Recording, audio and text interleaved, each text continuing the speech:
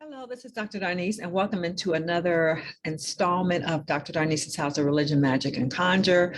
And I'm coming to you today, this day in October, to commemorate and remind everybody that October is Hoodoo Heritage Month.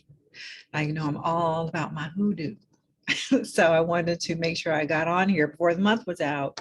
I think I put a note in my community tab, or maybe did I make a short? Something that I did. If I didn't yet, I'm getting ready to. But anyway, I wanted to come on and just, kind of give a shout out to the ancestors in the name of the hoodoo tradition. And so October is the month that is designated for the recognition of hoodoo. And if you have been following me for a while, you know what hoodoo is. If you have not, you might be saying, is she saying voodoo? Like my students in the classroom say, what is that? So hoodoo is this more spiritual tradition or folk, African-American folk tradition that is predominantly in the South, in the Low Country, South Carolina, Georgia, North Florida, New Orleans, also especially. It is the process by which African people being brought here in enslavement recreated, re-envisioned a spiritual system that worked for us, right? So folk healing, folk medicine, also, so based upon the use of herbs, roots, as they say, right? Root work, also as a method of resistance. Sometimes people don't realize that it was used as a magical system for resistance against, the encroachment of white supremacy, right? Slavery and violence against us. And so we used our own magical knowledge and our own African deities to help us survive and to resist. And also part of survival is, medicine. And so understanding that, our medicine actually comes from roots, right? From leaves and trees and the grasses and the weeds and the mushrooms, and knowing which ones to pick and knowing which ones to, you only add a little bit. Like I always say, what is the difference between medicine and poison? It's only the dose, right? So you want to be careful of how much of this or how much of that you put in. And so our ancestors who were enslaved took what they knew from Africa and they were creative, right? And they adjusted to their environment in the United States to make a magical system that worked for us. And so we commemorate. And so I have some incense going right now. I'm not sure if you see that coming across the screen right now, but if you're like, is there something wispy? Yeah, that is incense. I just lit a candle on my altar. I'm doing some things for hoodoo, right? I mean, I always do it, and I have a ritual for the time that I, light my candles for my ancestors on the altar. And because it is, I'm doing something extra.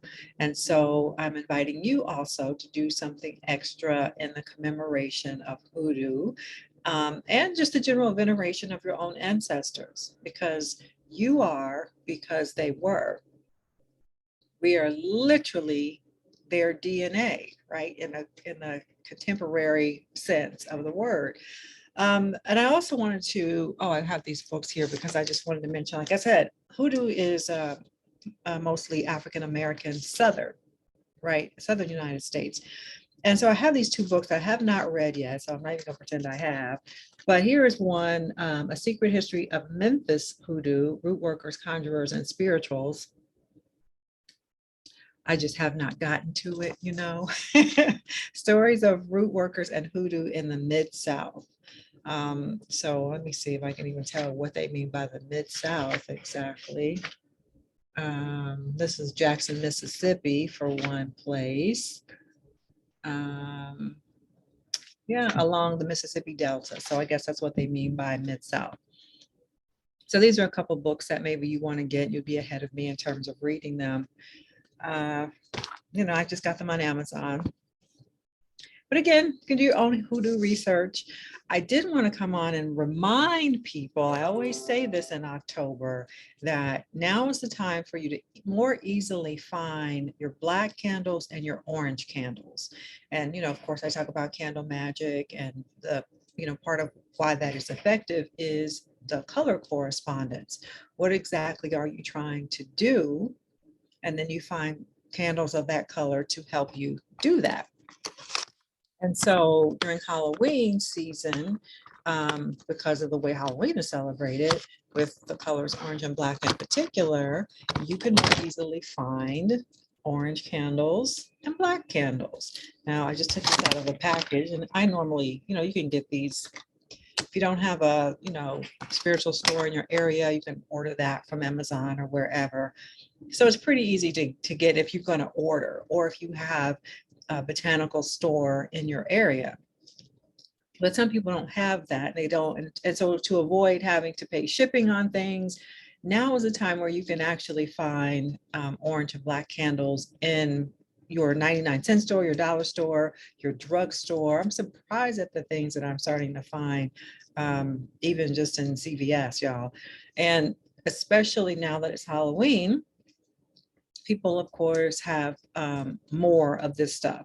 So your orange candle, of course, is your road opener, your obstacle breaker. So when you're trying to, invite something, invoke something into your experience, manifest something, and you want to remove any blocks that there might be, then you start with an orange candle or include an orange candle with whatever else you're doing. So for money, for example, you'd use this alongside a green candle.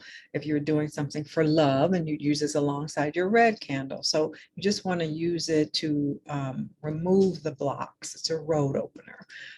Black, I have this big old black one, and I got like several of these because it came in a pack for like $5.99. This thing is, quite large, and I'm going to need a whole other thing to candle holder for this, but I got it because there were several of them for only $5.99. So I got it.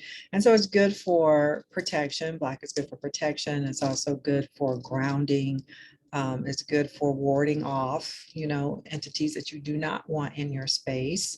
It's good for banishing, getting rid of things, right? You want to get rid of things sometimes. So if you move into a new space, before you even move in, like when you go to see it, or you've gotten the place, and now before you can move your furniture in there, people come in and they do sage, but you can also do some black candles because you want to sort of break up stagnant energy and send it on its way. So take this opportunity to get your black and your orange candles. Now, this is another candle I'm about to show you right now that you can also find plentifully during Halloween. And it's a skull candle. I don't know if you can how well you can see it here. The light is, but it's a skull image. And again, I just saw one in, I think it was in the dollar store, either the dollar store or CVS. Yeah, and it was huge. Or maybe it was TJ Maxx. Well, one of those kind of stores. And it was huge, because it's for Halloween, right? And so for people who are decorating for Halloween parties, or, you're going to do a trick-or-treating thing, and so you have it outside your door or something like that. So for decorative purposes, you can find a lot of skull candles. And so what do you use a skull candle for? Well, that's a whole other situation. It can be used for a lot of things. They call it head work. People who do head work, right? So if you want to convince somebody to do what you would like for them to do, or convince them that your way is best, kind of a thing, then you might use this. And I'm not going to really go into too much detail about that, because some people call that baneful magic, meaning you are infringing on somebody else's free will. Mostly what I talk about is things that you do for yourself, right? The things that you can do to manifest the things that you want in your life for yourself. But of course, you can use black candle for doing things to other people or convincing them about certain things. And so that's part of the practice as well, which is why some people, call the whole thing, black magic or devil worship or something like that, because you can put roots on somebody in a negative way. Well, that is possible, but guess who is the one creating that. That would be you. That would be the petitioner. So if you're a person who's like, well, I'm going to stay away from it because I don't want to do anything like that, then don't do anything like that. So the energies of the universe, the Ashe, everything is created by God, the creator. Everything has Ashe, and it's neutral. It's us who bring our intentions to it, right? And so, like I said, what is the difference between medicine and poison? It's the same ingredients. It's just the combination thereof, right? And so you can decide that you want to do something that's smooth and easy and gentle, or you can decide that you want to do something that's more like a tower moment in the tarot, right? Something that shakes things up a bit more. And so anyway, if you feel like you have a need for a skull candle, then now is the time. So, don't sleep on this time frame, because you're just like, you didn't think of it. So I'm here to remind you, like, hey, go to your local stores and see what they have in the name of Halloween. And also, actually, for a skull candle, you can actually use this on yourself. Like, say you're a person who has to study or something, and you really are having a hard time remembering what you need to remember. And this can be for people who are, taking exams, for people who are studying for the bar exam, or, whatever you got to do for, whatever high level of training that you have to do. Even people taking like a insurance exam, whatever it is, you can work on yourself so that you increase your memory, your capacity, your intellectual prowess, however you want to say that. So you can use it on yourself as well. And you're not going to do yourself any harm, right? You're going to come at it like, how can I help myself? So anyway, I think that kind of covers it. No need to stay on here excessively long, but I did just want to come on and say something about commemorating October as Hoodoo Heritage Month, and for you not to forget, for you to get your resources together, because the reason I say about collecting these candles is because there are other times in the year when you want to use them, when you're like, wow, I really need a road opener here, and then if you live someplace where you can't readily get stuff, and then you got to order it, which means you got to wait until it arrives. Why do that? Just have your own stash of the things that you need on hand. That's how you do hoodoo, right? That's how you do your personal magic, is that you have things on hand, and because you have a need in the moment, right? Okay, so I guess I will wrap it up there. I will say also that I am offering various classes right now. I've mentioned to y'all before, I have a private Facebook group for Black women at midlife who are wanting to gather around that kind of thing. So if you want to be in my Facebook group for Black women at midlife, so roughly women who are like 38 to 60 or so, we gather and we, share. And I offer coaching and courses and all kind of things like that.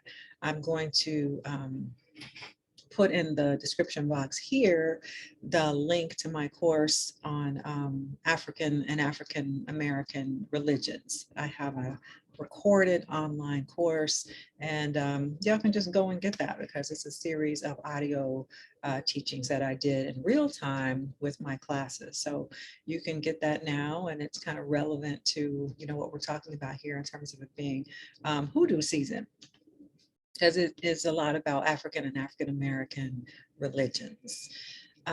So look for me to come on and talk more about my courses and things, because people end up asking me how they can work with me.